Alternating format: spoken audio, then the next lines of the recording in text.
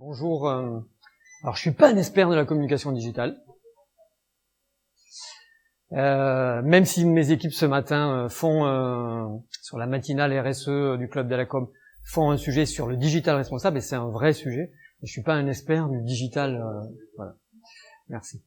Et on va pas parler de communication ce matin. Pas avec moi en tout cas.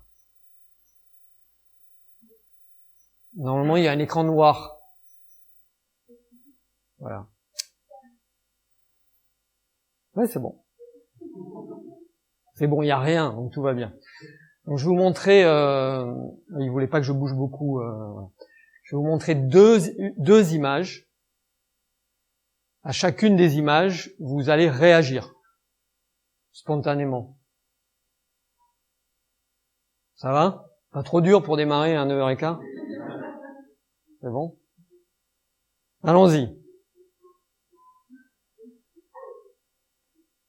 Alors, qu'est-ce que ça vous dit? La colère. L'autorité. Dirigisme. Vous voyez, on parle pas de communication pour l'instant. Réprimander. D'autres réactions? Il faut pas que je bouge beaucoup. Ah, si je peux bouger. Ok, deuxième image. Ça a paru évident pour tout le monde. Deuxième image.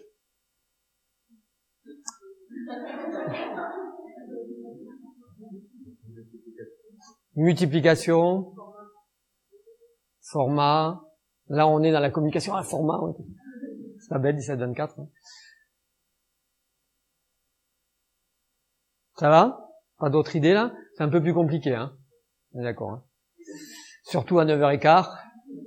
Surtout pour Marc Fourjou, qui est plutôt un littéraire. C'est ça. Alors, en fait, mais que s'est-il passé? Que s'est-il passé entre les deux images? Comment vous pourriez analyser ce qui s'est passé entre les deux images? Une rupture, ouais. Et comment vous avez fonctionné par rapport aux deux images?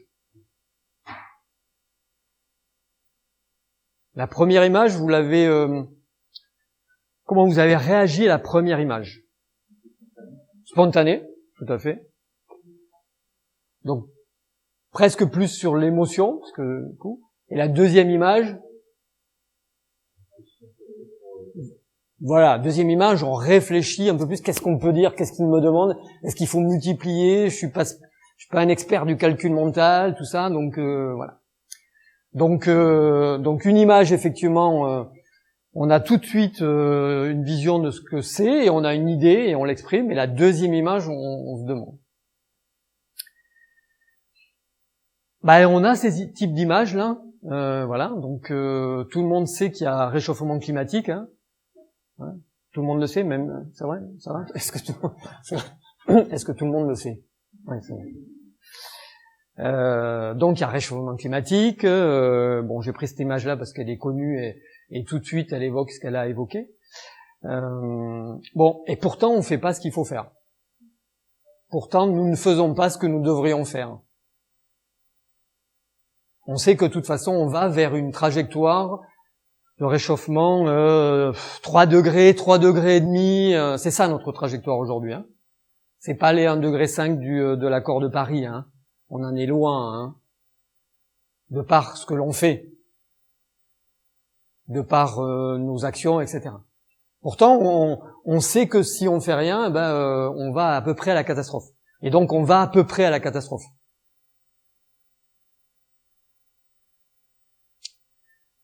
Alors, pourquoi ne nous faisons pas ce que nous devrions faire?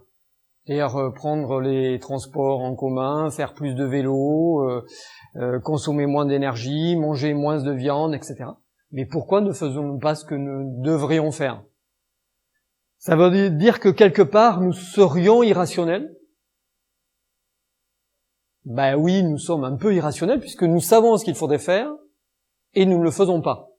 Alors, si on le ramène à d'autres sujets, Là, j'ai pris la question du climat pour aller vite, mais si on le ramène à d'autres sujets, c'est pareil. Hein. L'alcool, le tabac, les drogues, la solidarité, la non-discrimination dans l'entreprise, l'acceptation des genres, etc. On sait plein de choses, les immigrants, etc. Mais pourtant, on fait pas.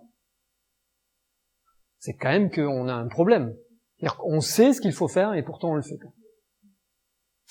Alors il faut savoir que notre cerveau, il est conditionné pour trois choses. Alors ça vient de notre histoire préhistorique, mais on est foutu de la manière suivante. Hein, tous ceux qui ont un peu travaillé sur la question du cerveau ou des neurosciences savent que notre cerveau est conditionné pour trois choses essentiellement. Il est conditionné pour manger. Parce que quand il fallait se battre et que vous étiez un homme des cavernes, le premier truc pour survivre, c'était manger. Donc ça, c'est resté dans notre ADN, hein, vous le savez. Le deuxième sujet, là, j'ai pris une image soft, c'est se reproduire. Ouais, c'est une image soft. Faut faire attention avec MeToo, tout ça. Oui, quand vous étiez un homme des cavernes, et pour faire perdurer votre tribu, etc., il valait mieux avoir plus de mains, quoi, pour attaquer le mammouth. Et donc, du coup, il fallait se reproduire. C'est la condition de la survie, la transmission, etc.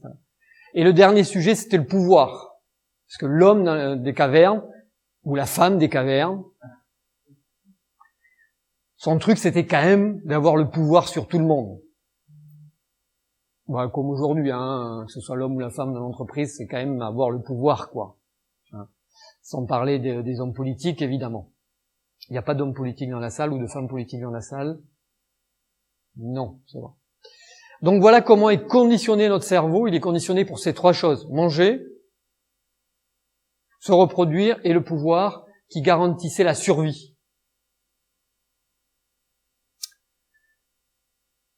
Mais quand même, on l'a vu avec l'image de départ, il y a une image qui nous parle tout de suite, et puis il y a une image qui nous parle moins.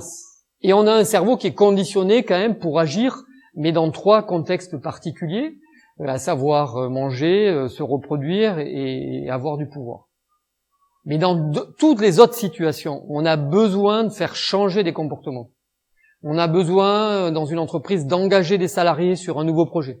On a besoin, dans une entreprise, d'amener des collaborateurs à agir pour les éco-gestes, pour la diversité, etc., etc.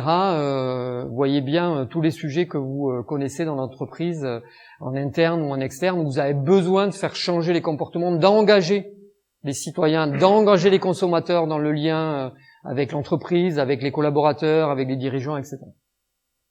Et donc, notre cerveau est formé de la manière suivante.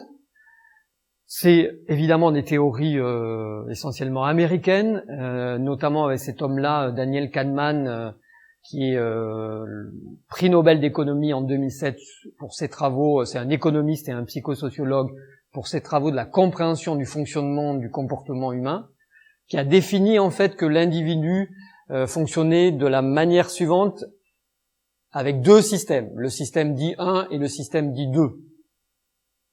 Ça vous parle, ça? Vous avez déjà entendu parler de ça? Non. Donc personne m'a déjà vu en conférence, donc je peux continuer. Donc système 1, système 2, en fait, c'est que je raisonne de deux manières différentes. Même si j'ai trois cerveaux. Vous savez qu'on a trois cerveaux, même les hommes. Vous savez qu'on a trois cerveaux, lesquels, les trois cerveaux? Gauche, droite. Alors tout ça, ça fait un cerveau qui est un cerveau complexe qu'on ne connaît pas bien. Mais il y a deux autres endroits où on a des neurones. Le ventre et le système digestif. Donc effectivement, c'est là où on a, après le cerveau, beaucoup de neurones. C'est pour ça que il faut qu'on mange et qu'on avance avec ses tripes. Il y a un autre endroit où on a des neurones.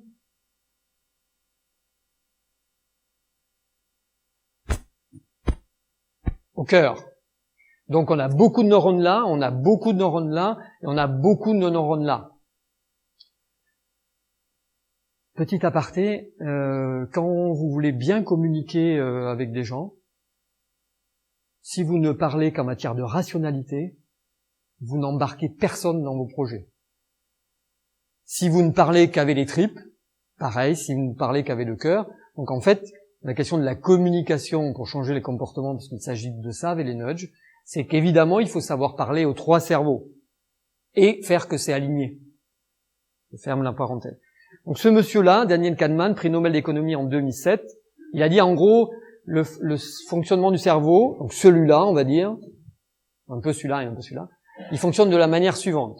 Il y a un système dit 1 et un système dit 2, c'est les 2 vitesses de la pensée, et vous allez voir, ça fait écho à ce qu'on a vu avec les 2 images précédemment. Le système 1, en fait, il est non contrôlé, il est sans effort, il est associatif.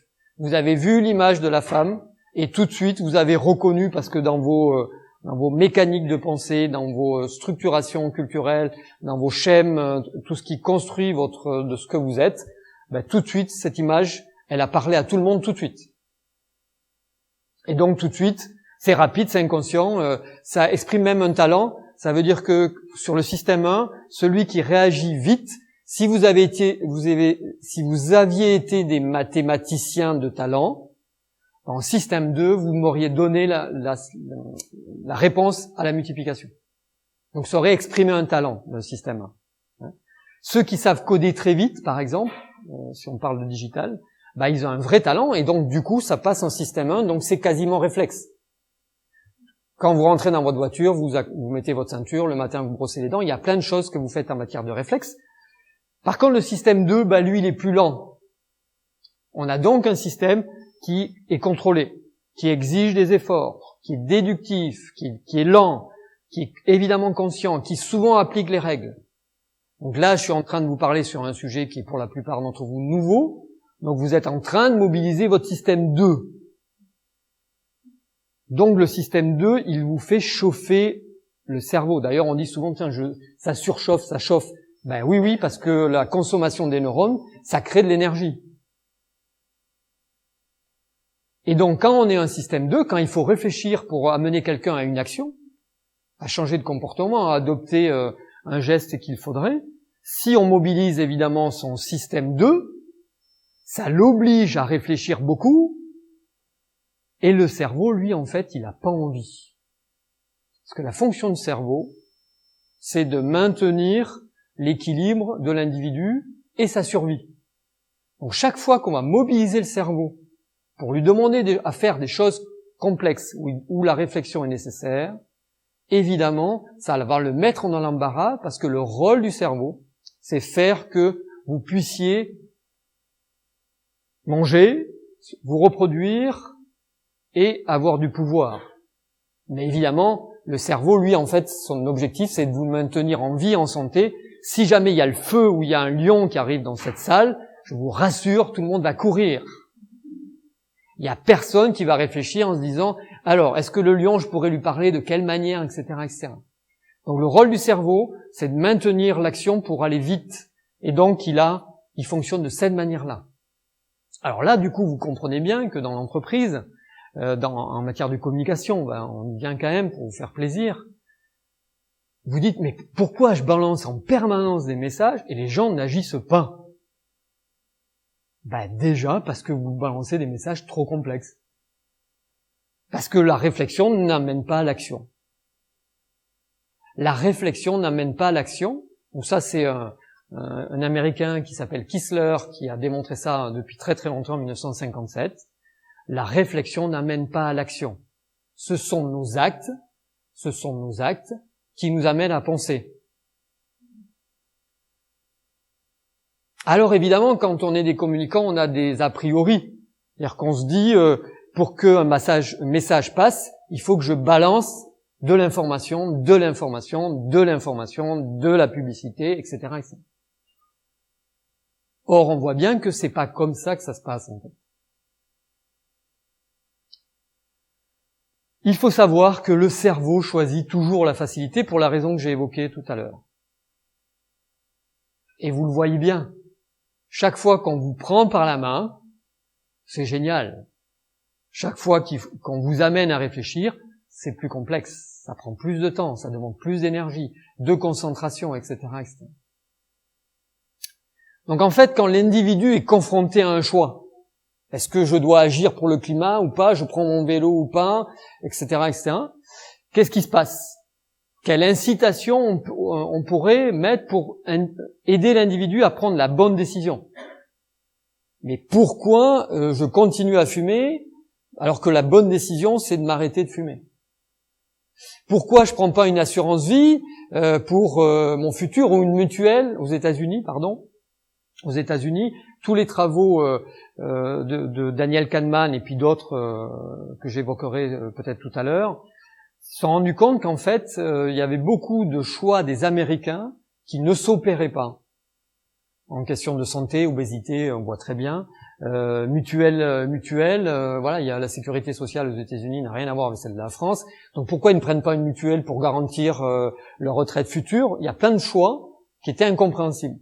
Qu'à un moment donné, comment faire pour que l'individu prenne la bonne décision, mais sans le priver de sa liberté? Donc comment on fait pour proposer une architecture de choix, une façon de faire qui soit simple, qui soit la mieux adaptée pour que l'individu fasse le bon choix, prenne la bonne décision, adopte le bon comportement au bon moment? Et on l'a vu, on va le voir un poil un peu plus, il a des biais, l'individu. On l'a vu, le premier biais, c'est que de toute façon, il raisonne rapide ou lent. Premier biais, quoi. Hein, voilà. Donc, il va falloir, en matière de communication, lever ces biais qui font que l'individu ne fait pas ce qu'il a à faire. Pour lever ces biais, les Américains, entre autres, et notamment, j'ai pas mis sa photo, mais Richard Thaler, qui est prix Nobel d'économie en 2017, avec son ami Cass Sunstein, ont inventé le concept de nudge, qui est ce petit coup de pouce. Ça veut dire le nudge, ce coup de pouce là, en fait tout nudge en anglais c'est pousser dans la bonne direction, c'est le coup de coude qui va amener la personne à prendre le bon choix. Tiens, regarde, il faut plutôt aller là, ça sera mieux pour toi, quoi. Hein. Donc tout nudge en anglais c'est pousser dans la bonne direction. Et en français on a traduit ça par coup de pouce. Je vais te donner un petit coup de pouce qui va te conduire là où il faut que tu ailles. Donc les nudges sont des techniques d'incitation au changement de comportement, mais qui laissent la liberté de l'individu et qui améliorent la façon de présenter l'information. On va avoir des exemples, bien sûr. Hein. L'intention d'orienter sans forcer les choix des individus par cette intervention discrète et indolore. Alors, je n'ai pas le temps de rentrer dans le détail, là, parce que on organise des masterclass sur la question des nudges et du changement, il faut 2 jours ou 3, mais le nudge n'est pas la solution miracle. Si vous n'avez jamais entendu parler de nudge et que c'est la première fois que vous entendez parler des nudges, vous allez taper sur Internet nudge et vous allez avoir quantité de choses.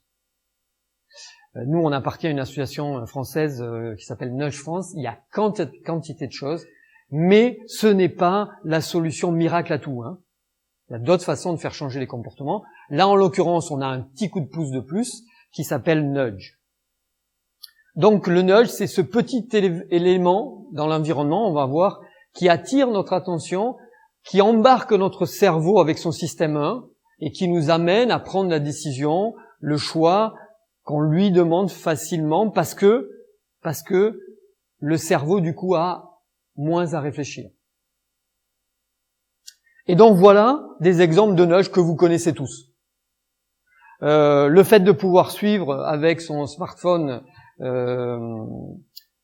la consommation d'électricité, le fait de pouvoir dire attention, ma vitesse est excessive.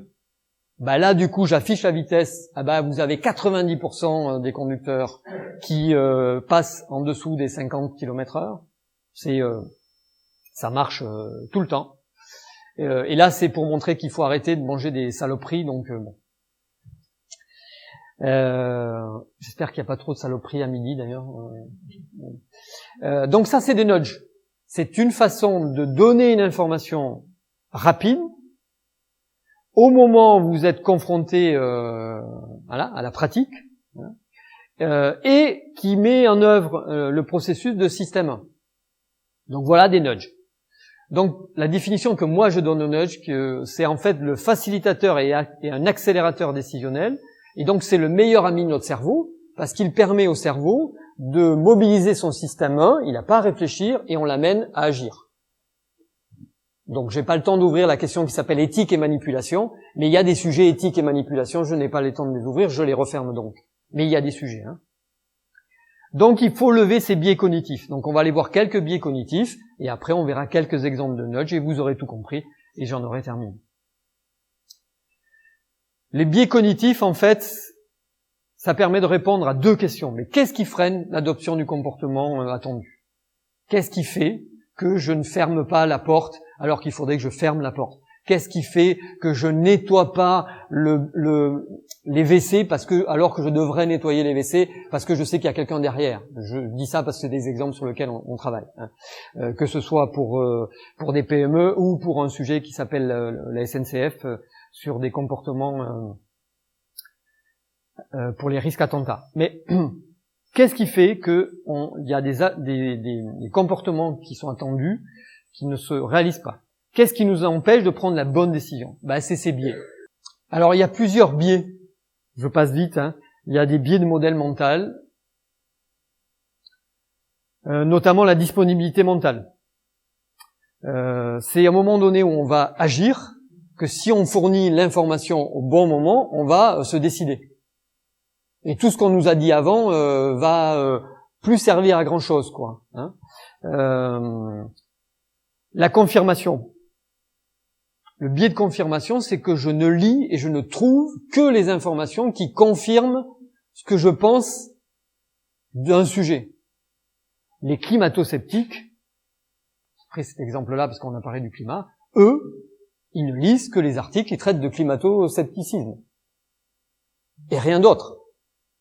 Si vous êtes sur un sujet qui va à l'encontre de ce que vous pensez être vos valeurs, vous n'allez pas aller lire les articles. Donc ça, c'est un biais, c'est-à-dire que on ne tombe que sur l'info. Pourquoi? Parce que notre cerveau, il n'a pas envie de réfléchir à autre chose que ce qu'il sait déjà. Vous voyez dans l'entreprise comment ça peut servir, quoi. Le biais de l'affect, on est plus sensible, on a été plus sensibilisé quand on a vu le petit gamin mort sur une plage par la question des migrants que par les chiffres qui étaient connus. Angela Merkel a embarqué les Allemands dans une politique de réception des migrants parce que l'opinion publique allemande a été fortement touchée par le petit gamin, alors que les chiffres sont connus. Et c'est le petit gamin qui nous a menés à agir.